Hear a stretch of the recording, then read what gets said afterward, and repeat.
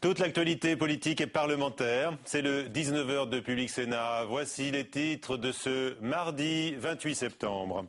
Le déficit record de la sécurité sociale. Le gouvernement annonce de nouvelles mesures d'économie visant les professionnels de la santé, mais aussi les assurés.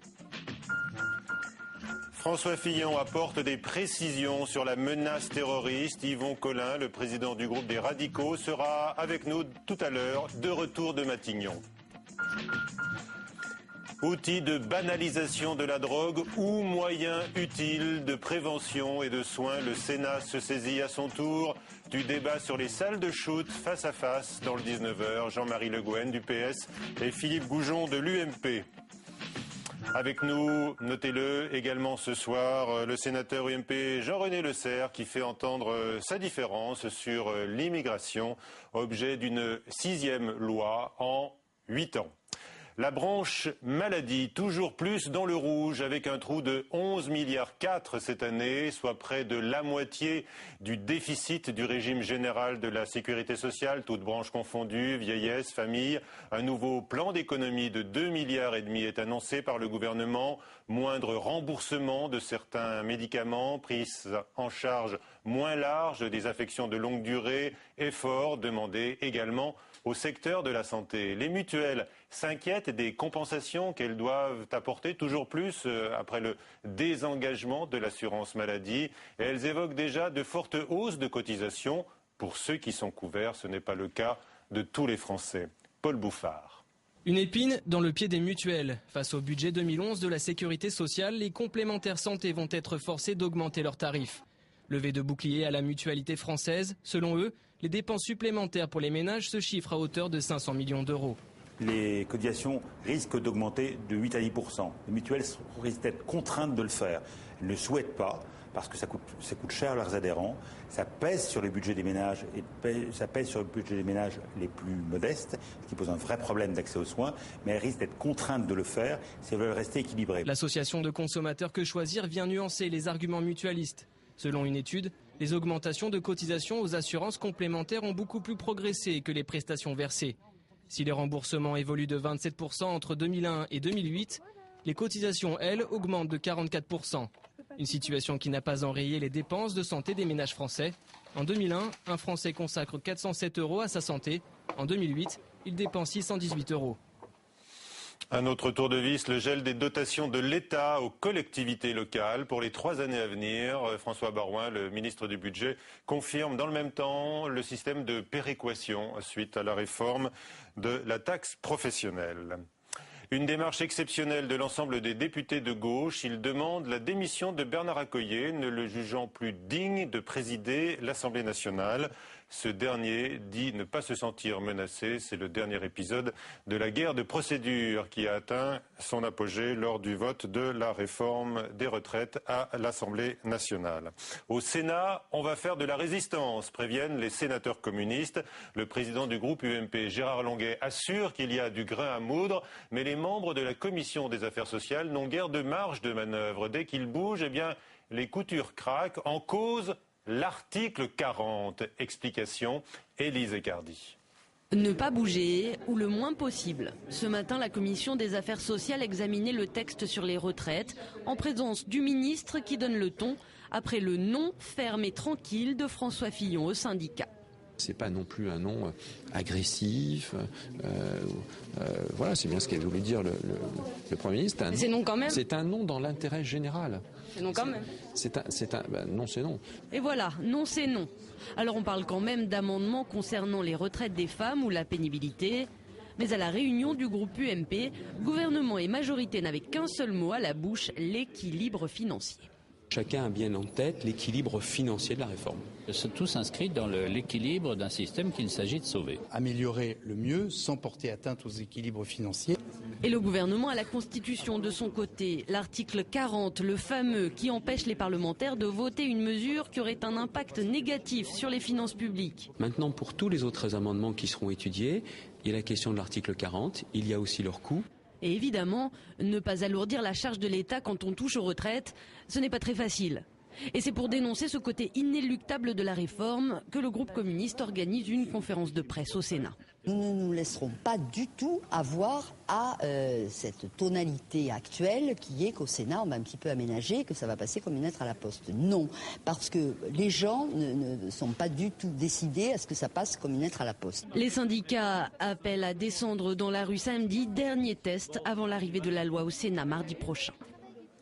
À noter que le sénateur villepiniste du Cantal, Pierre Jarlier, a décidé de quitter le groupe UMP pour rejoindre celui de l'Union centriste. Il dénonce les dérives droitières en matière de sécurité. Notez également dans l'actualité ce soir, l'ancien conseiller de Michel Alliot-Marie, déjà mis en cause pour des fuites à la presse dans l'affaire Woerth-Bettencourt. Il a été placé en garde à vue aujourd'hui. David Sena est interrogé sur le dossier Visionex, société soupçonnée d'avoir installé des bornes de paris illégaux dans les cafés et société qui aurait par ailleurs bénéficié d'appui Place Vendôme. La suite du 19h, le nouveau durcissement des lois sur l'immigration sous le regard vigilant de Jean-René Le Serre. Éric Besson a justifié tout à l'heure à l'Assemblée nationale le nouveau projet de loi sur l'immigration par l'obligation, a-t-il souligné, de transposer des directives européennes. Mais l'opposition est montée au créneau contre ce 6e texte gouvernemental en 8 ans en tous les cas. On écoute le ministre de l'Immigration. Sous présidence française, et c'était mon prédécesseur qui était à l'initiative, nous avons adopté, les 27 pays de l'Union européenne, un pacte européen de l'immigration et de l'asile que nous déclinons étape après étape. C'est une politique qui est suivie dans tous les pays de l'Union européenne, quelle que soit la sensibilité politique. Je travaille avec les socialistes espagnols, les socialistes grecs, les socialistes portugais et naguère avec les travaillistes britanniques sans aucune difficulté. Avec nous donc Jean-René Le Serre, sénateur UMP du Nord. Bonsoir. Bonsoir. Merci d'être avec nous. Est-ce que vous vous balancez entre un soutien timide et une franche hostilité vis-à-vis de ce texte qui relève en partie pour vous de l'affichage? Oui, non, sur ce texte, je ne balance pas entre l'hostilité ou le soutien. Sur ce texte, je le soutiens. J'estime d'ailleurs qu'il est révélateur d'une capacité extraordinaire des Français à s'auto-flageller.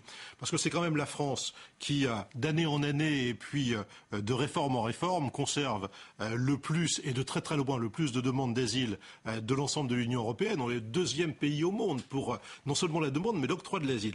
D'ailleurs pris en flagrant délit d'erreur, un journal que j'aime beaucoup, qui est le journal Le Monde, qui aujourd'hui même, dans son édition de demain, donne des chiffres sur le nombre de demandes d'asile et des chiffres sur l'octroi de l'asile qui sont très très loin de la réalité. Alors vous reprenez ceux du ministre Éric Besson, mais est-ce que vous le suivez, est-ce que vous le suivez franchement sur tous les aspects de la loi? Je reprends les chiffres de l'OFPRA, l'Office français de protection de la fusion des apatrides, dont je suis effectivement membre du conseil d'administration et qui sont des chiffres totalement incontestables. Bon, sur le reste, moi j'étais très inquiet pendant un temps, notamment sur le problème des pertes de nationalité française, de déchéance de nationalité. J'étais inquiet lorsque l'on pensait à multiplier les hypothèses. Le président de la République a tranché, la décision du président nous réinscrit dans la constitutionnalité et le fait effectivement que soient privées de leur nationalité des personnes qui ont été naturalisées depuis moins de 10 ans et qui se sont rendues coupables de crimes à l'égard de représentants de la souveraineté, je ne le désapprouve pas. Je ne pense pas que c'est cela qui modifiera, si vous voulez, le geste du criminel, mais je pense que c'est un geste à l'égard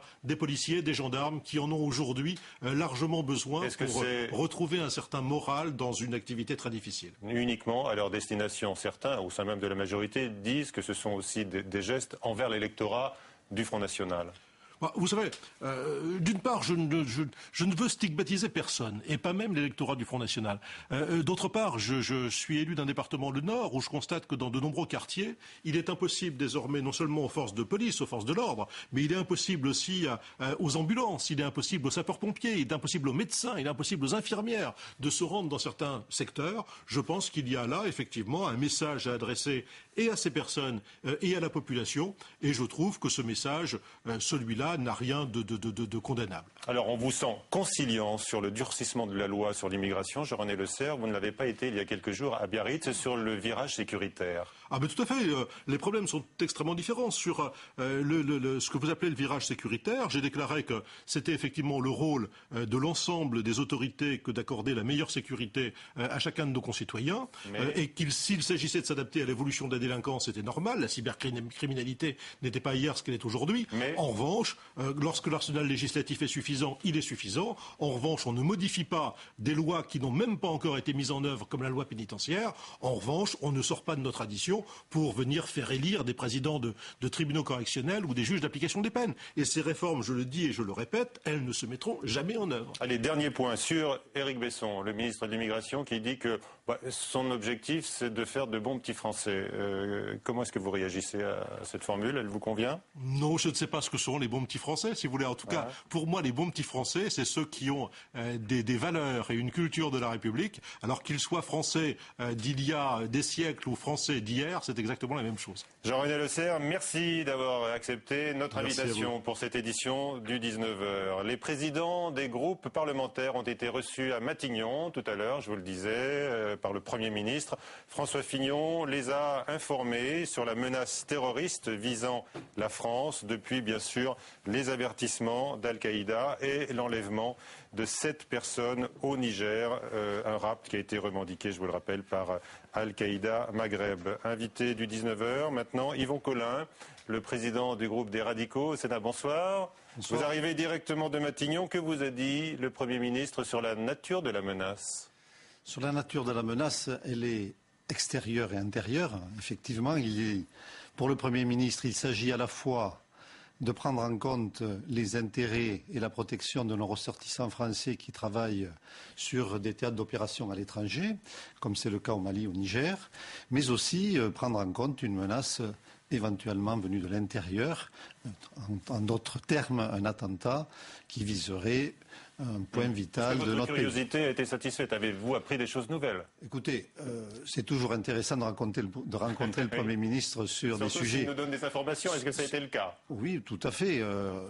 S'agissant du groupe AQMI, puisqu'il s'agit de ce groupe terroriste qui est composé, comme chacun sait, de djihadistes algériens qui, poussés par le pouvoir algérien, se sont un peu repliés sur le Mali, qui aujourd'hui, grâce à des prises d'otages, ont réussi à accumuler un trésor de guerre assez conséquent, puisque le Premier ministre nous a indiqué qu'ils avaient quelques 13 millions d'euros de stock, ce qui leur permet effectivement de pouvoir alimenter le nerf de la guerre et de s'armer, bien entendu, pour pouvoir commettre d'autres exactions. C'est aussi la difficulté dans des prises d'otages comme celle à laquelle est confronté notre pays, puisque des ressortissants français sont toujours détenus. Il s'agit à la fois d'ouvrir des négociations, car souvent on n'a pas le choix.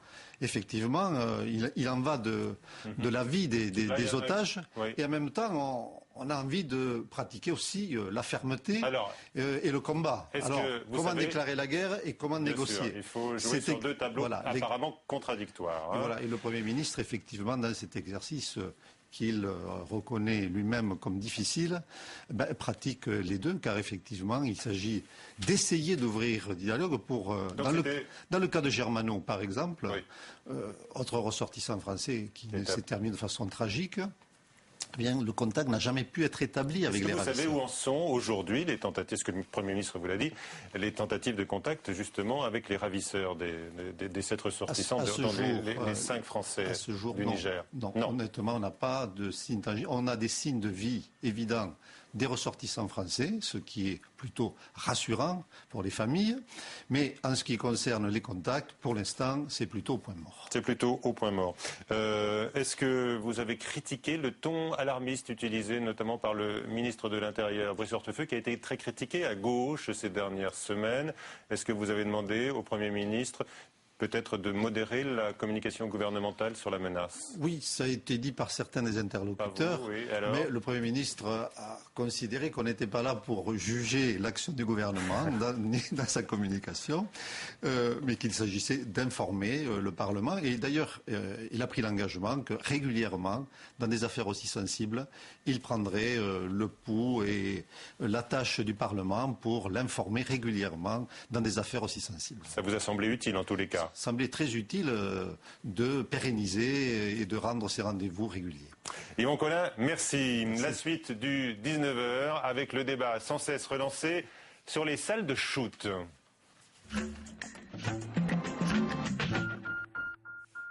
Puisque c'est au tour du Sénat de s'emparer donc de ce débat qui oppose les élus locaux, une mission d'information sera conduite sur les centres d'injection supervisés de drogue. Il en existe à l'étranger, sur le modèle dont souhaitent aujourd'hui s'inspirer des municipalités. Flora Sauvage. Elles existent déjà en Suisse, en Allemagne ou encore en Espagne. Les salles de consommation de drogue accueillent des toxicomanes sous la supervision de personnel qualifié. En France, des associations se battent pour mettre en place de telles salles. Une salle de consommation, c'est un endroit d'abord où on accueille et on accompagne les usagers. Et puis à côté, effectivement, il y a une salle de consommation où on peut consommer par voie intraveineuse ou par inhalation. Seringues propres, pipes ou garrots sont mis à disposition des usagers.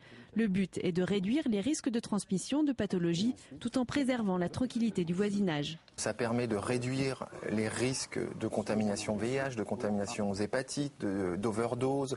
Quand la salle de Vancouver s'est installée, par exemple, il y a eu une augmentation de plus de 30% de sevrage dans la ville, ce qui montre bien que ces salles sont avant tout des portes d'accès aux soins pour les usagers très précarisés. Les études réalisées à l'étranger sur l'impact de ces salles ont montré qu'elles permettent de réduire les overdoses tout en diminuant les comportements à risque. Alors apparemment beaucoup d'avantages donc avec ces salles de shoot, même si elles restent controversées. Avec nous ce soir Jean-Marie Le Guen, député socialiste de Paris, élu à l'Hôtel de Ville également, qui a un projet d'expérimentation. Avec nous Philippe Goujon, député UMP de Paris. Vous n'avez pas la même position que votre collègue. Il y a eu un rapport d'un groupe de travail d'élus locaux récemment qui conclut finalement à la nécessité de l'expérimentation. Philippe Goujon, vous n'êtes pas tout à fait d'accord. Expliquez-nous. D'abord, pourquoi ? Vous savez, des rapports, il y en a eu, il y en aura encore et qui concluront différemment. Non, je considère comme le gouvernement, d'ailleurs, puisque le Premier ministre s'est exprimé très clairement là-dessus, que le rôle des pouvoirs publics n'est pas d'accompagner les jeunes dans la drogue, les toxicomanes à se droguer soi-disant proprement, mais de les en sortir. Et ça, c'est la politique française menée depuis une vingtaine d'années par les gouvernements de gauche comme de droite, qui est fondée sur l'interdit, sur le sevrage et sur la réduction des risques. Et la répression. Eh bien sûr, mais je pense que personne n'est contre la répression du trafic de stupéfiants. Ou alors, c'est nous, en tout cas, c'est pas ce que concluent ces rapports. Donc, il s'agit dans notre pays, nous avons des dispositifs qui sont performants, des dispositifs qui permettent de prendre en charge les toxicodépendants, et nous n'avons donc pas besoin de salles de shoot telles qu'elles sont proposées par certains. Nous avons plusieurs centaines de structures, de centres d'accueil, d'accompagnement et de réduction des risques. Nous avons d'ailleurs des résultats très probants, puisque nous avons divisé par 4 ou 5 le nombre d'overdoses mortelles, ce qui fait que notre pays est celui qui a le plus bas taux d'overdose en Europe. Ça existe déjà d'une certaine manière. Nous n'avons pas besoin de ces centres puisque nous avons par exemple 130 000 toxicomanes qui sont suivis dans des programmes de substitution, méthadone, Subutex. Nous avons une politique de réduction des risques très développée qui donne des résultats, ce qui fait que nous n'avons pas besoin de ces centres, qui seraient dangereux d'ailleurs parce que ça briserait le tabou de l'interdit, ce qui serait un signal très dangereux donné à la jeunesse. D'abord, sur ce premier point, Jean-Marie Le Guen, on écoute Philippe Goujon, il nous dit qu'il existe déjà un dispositif performant. Qu'est-ce que vous voulez apporter de plus, vous, avec les salles de shoot ? Des dispositions de réduction des risques qui ont d'ailleurs toujours été combattues à chaque fois qu'ils se sont mis en place et combattues à peu près avec les mêmes arguments que M. Goujon aujourd'hui. Les mêmes arguments et toujours du même côté. Non. Alors, même si ceux qui l'ont mis en place, c'est Mme Barzac et Simone Veil, notamment, avec l'appui notamment de la gauche. Alors, de la droite aussi. Qui était pour le moins réticente et divisée. Je ne vous ai pas interrompu. Deuxièmement, la question est celle du besoin.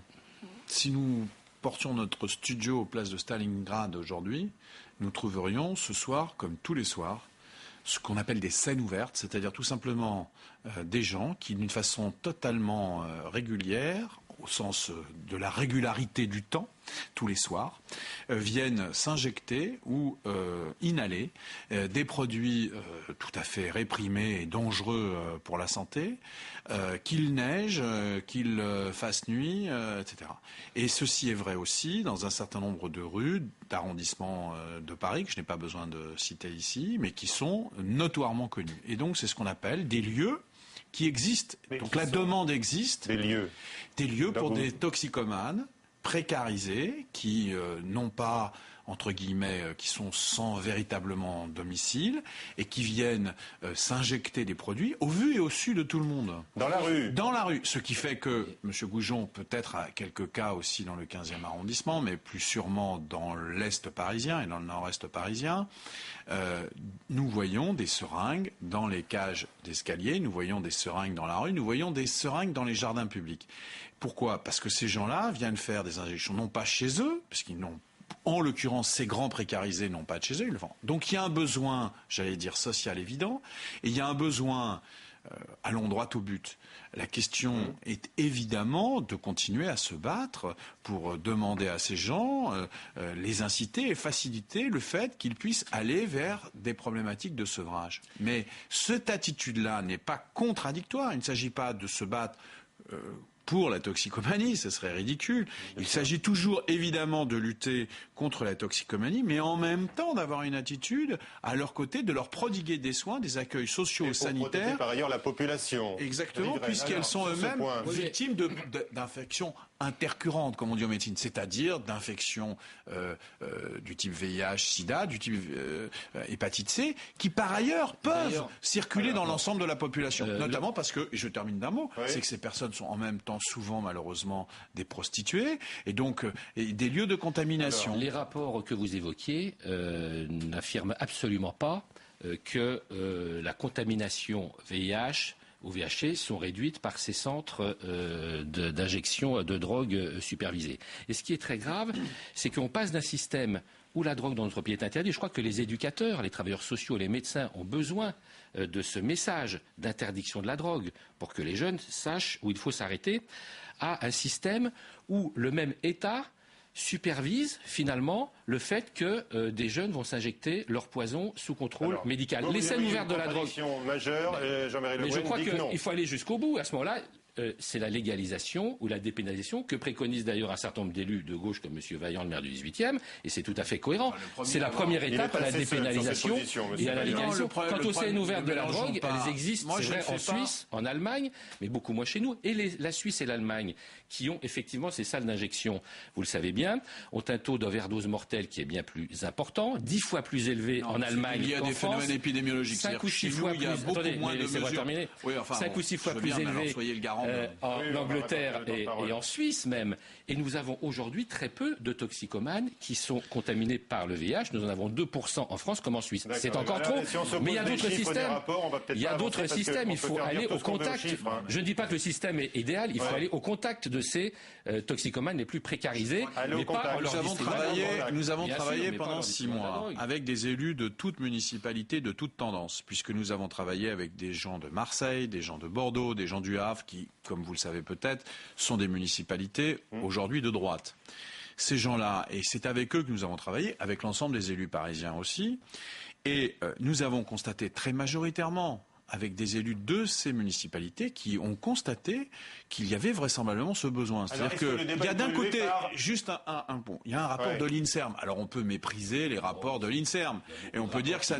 Voyons, mais c'est pas un rapport de l'UMP, c'est un rapport de l'INSERM. Je ne crois pas qu'il s'agisse de. Non mais écoutez, ne méprisons pas trop la recherche médicale, s'il vous plaît. Qu'il y avait des élus UMP qui étaient pour, comme il y a des élus d'autres bords qui sont contre. Rapport scientifique. Ensuite, est-ce que le débat n'a pas été trop politisé il y a quelques semaines, au cœur de l'été, lorsque François Fillon a dû intervenir? Est-ce que le sujet gouvernementaux, il y avait des désaccords d'un côté entre Mme Bachelot qui était favorable et le ministre de l'Intérieur qui était et comme nous étions dans cet été sécuritaire que l'on connaît bien, le ministre a cru utile. Ça c'est la version socialiste des choses. Vous allez répondre, Jean-Marie Le Guen, votre version. Le Premier ministre a dû prendre rapidement. Au passage, je n'ai toujours pas entendu, alors que M. Sarkozy n'est pas avare de prise de position, je n'ai toujours pas entendu de prise de position de M. Sarkozy. Je le répète, j'aimerais connaître aussi la position. Écoutez, sur des sujets comme cela, surtout quand il a un gouvernement qui est divisé. Non, c'est pas un arbitrage, mais un point de vue, ça serait intéressant, puisqu'il n'est pas avare de ses points de vue. Donc, en tout cas, je disais simplement, je ne crois pas qu'on va régler cette question en parlant plus fort les uns que les autres, parce que ce ne serait pas forcément la meilleure façon. Donc je dis qu'il y a un rapport d'expertise de l'INSERM, c'est-à-dire des chercheurs de médecine, et il y a un rapport de toutes les collectivités locales locales, enfin de diverses collectivités locales, de diverses opinions qui se prononcent en faveur.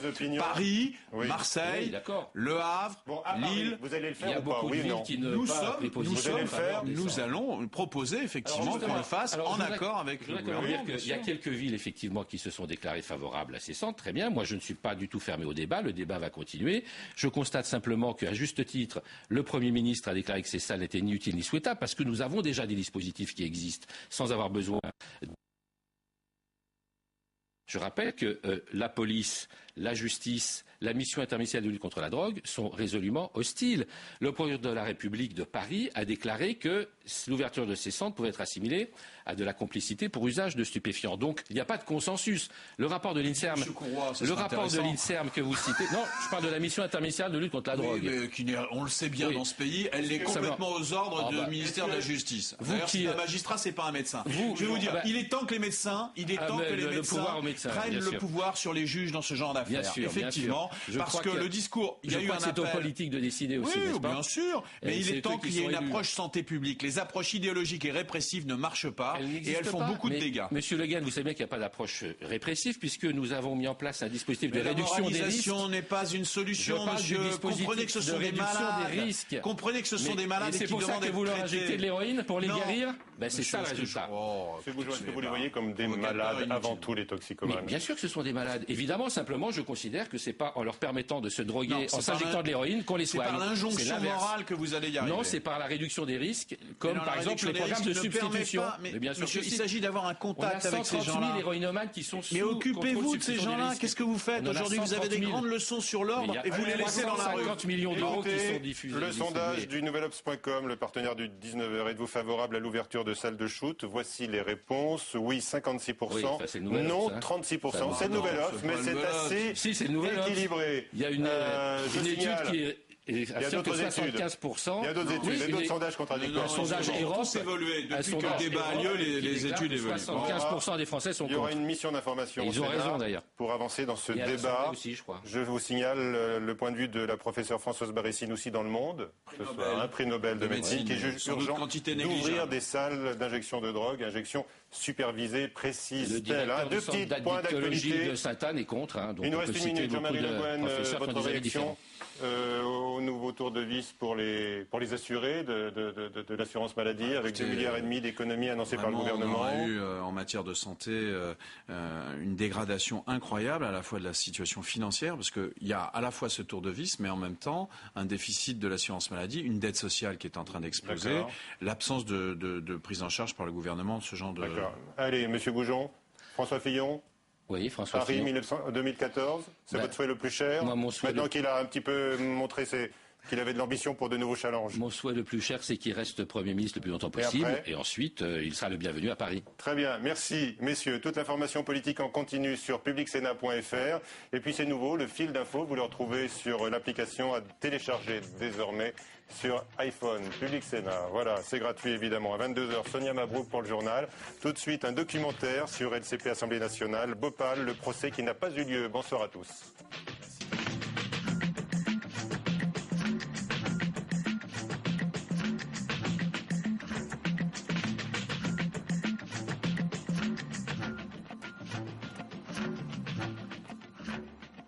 Qu'est-ce que vous voulez faire? Dites-nous. Je vais rentrer à Sciences Po.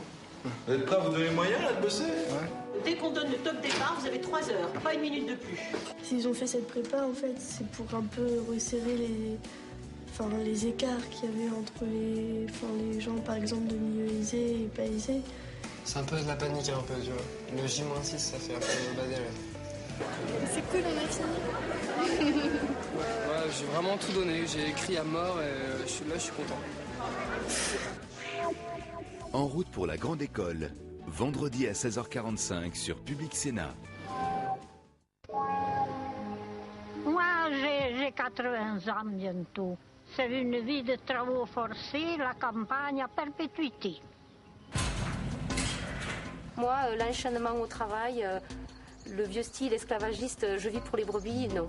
Avec Femmes en campagne, Danielle Vigne est allée recueillir la parole de ces agricultrices qui se sont battues pendant des dizaines d'années pour faire reconnaître leur existence. Dans les statistiques, elles étaient comptées dans les inactives.